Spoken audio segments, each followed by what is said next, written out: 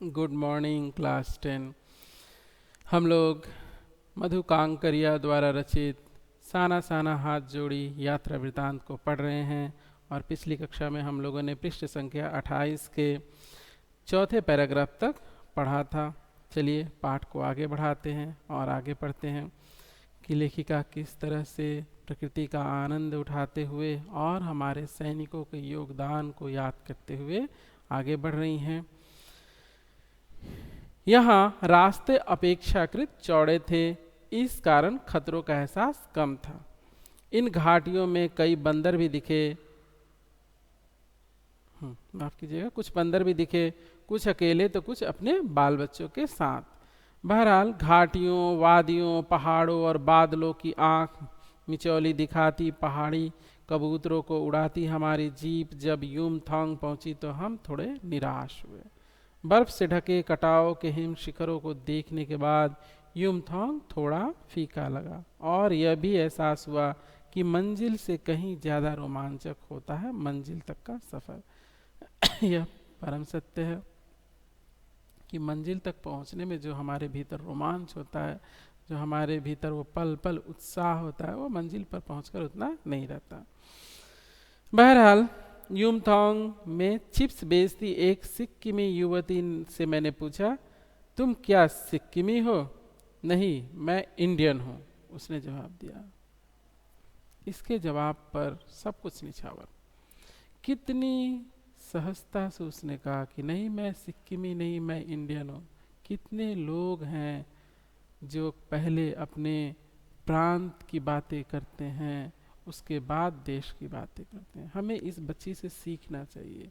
पहले देश है, फिर प्रांत है। हम लोग सबसे पहले अपने आप को कहें कि हम भारतवासी हैं, उसके पश्चात हम भारत के इस प्रांत में, इस हिस्से में रहते हैं, तो कितना आनंददायक स्थिति होगी। तो फिर ये प्रांतीयता को लेकर जो झगड़े होते हैं वो कभी नहीं होंगे। सुनकर बहुत अच्छा लगा। सिक्किम के लोग भारत में मिलकर बहुत खुश हैं। जब सिक्किम स्वतंत्र रजवाड़ा हुआ था तब टूरिस्ट उद्योग उतना नहीं फला फूला था। हर एक सिक्किमी भारतीय आबो हवा में इस कदर घुल मिल गया कि लगता ही नहीं कभी सिक्किम भारत में नहीं था। जीप में बैठने को हुए कि एक पहाड़ी कुत्ते ने रास्ता काट दिया। मनी ने बताया, ये पहाड़ी कुत्ते हैं, ये भौंकते नहीं हैं, ये सिर्फ चांदनी रात में भौंकते हैं। क्या विस्मय और अविश्वास से मैं उसे सुनती रही। क्या समुद्र की तरह कुत्तों पर भी पूर्णिमा और चांदनी कामनाओं का ज्वार भाटा जगाती है? खैर, लौटती यात्रा में जीप में भी जितेन हमें रकम रकम की जानकारी देता रहा, यानी तरह तरह की जानकारी देता रहा। मैडम, यहाँ एक पत्थर है जिस पर गुरु नानक के फुटप्रिंट है। कहते हैं यहाँ गुरु नानक की थाली के थोड़े से चावल छिटक कर बाहर गिर गए थे, जिस कारण जिस जगह चावल छिटक कर गिरे थे वहाँ चावल की खेती होती है। नहीं, हमारे देश में स्थान स्थान पर आप देखिएगा महापुरुषों से जुड़ी हुई बहुत सी कहानियां हैं जो लोगों को जीवन का रास्ता दिखाती हैं। करीब 3-4 किलोमीटर बाद ही उसने फिर उंगली दिखाई। मैडम, इसे खेदूम कहते हैं। यह पूरा लगभग 1 किलोमीटर का एरिया है। यहाँ देवी देवताओं का निवास है। यहाँ जो गंदगी फैलाएगा वह मर जाएगा। यानी यहाँ भी एक मान्यता हम देख रहे हैं। तुम लोग पहाड़ों पर गंदगी नहीं फैलाते? उसने जीभ निकालते हुए कहा। नहीं मैडम, पहाड़, नदी, झरने, हम इनकी पूजा करते हैं। इन्हें गंदा करेंगे तो हम मर जाएंगे। कितनी सुंदर बात कह रहा है। अगर हम इसमें से धर्म का एंगल निकाल दे तो हम क्या देखते हैं कि प्रकृति हमें इतना कुछ देती है तो हम क्या उसे साफ सुथरा नहीं रख सकते?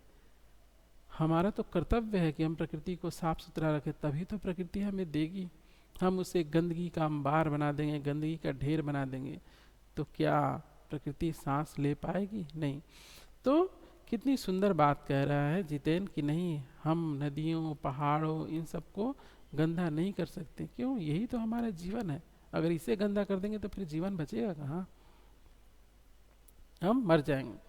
तभी गैंगटॉक इतना सुंदर है, मैंने कहा, लेखिका ने क्या कहा कि तभी गैंगटॉक इतना सुंदर है कि वहाँ की लोगों की भावना सुंदर है।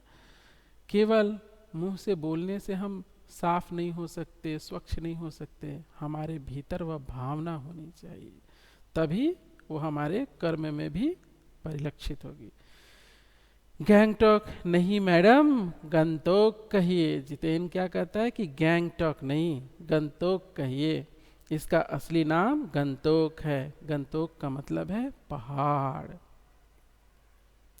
मैं कुछ पूछती कि वो फिर चालू हो गया, मैडम योमथांग भी पहले टूरिस्ट स्पॉट नहीं था। यह तो सिक्किम जब भारत में मिला उसके भी कई वर्षों बाद भारतीय आर्मी के कप्तान शेखर दत्ता के दिमाग में आया कि यहाँ सिर्फ फौजियों को रखकर क्या होगा, घाटियों के बीच रास्ते निकालकर इसे टूरिस्ट स्पॉट बनाया जा सकता है। आप देखिए अभी भी रास्ते बन रहे हैं, नहीं अभी भी रास्ते बनाए जा रहे हैं ताकि लोग यहाँ आए, घूमें, इसकी सुंदरता देखें।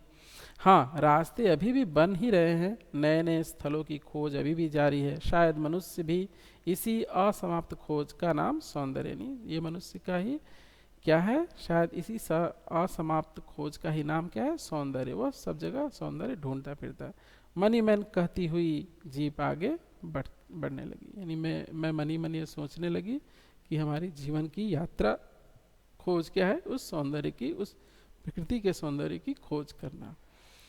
तो आज हमारा ये पाठ समाप्त हुआ। आप लोग इसके प्रश्नों के लिए मेरे पोर्टल पर जाकर वहाँ से आप लोग लिख सकते हैं। तो मिलते हैं अगली कक्षा में और कुछ और पढ़ते हैं।